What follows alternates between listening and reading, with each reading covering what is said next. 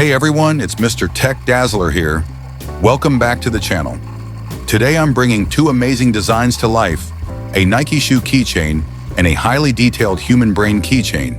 And guess what?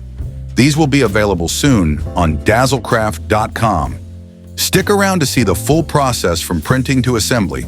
Let's dive right in. My 3D printer is hard at work, carefully crafting each layer of these awesome keychains. Look at that precision.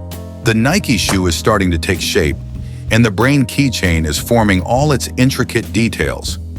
Now that the prints are complete, it's time to carefully remove them from the print bed. This part is always so satisfying. Watch how cleanly they come off. Next up, removing the supports. This is a crucial step to ensure a smooth and polished final look. The Nike shoe is coming out crisp, and check out the details on the brain keychain.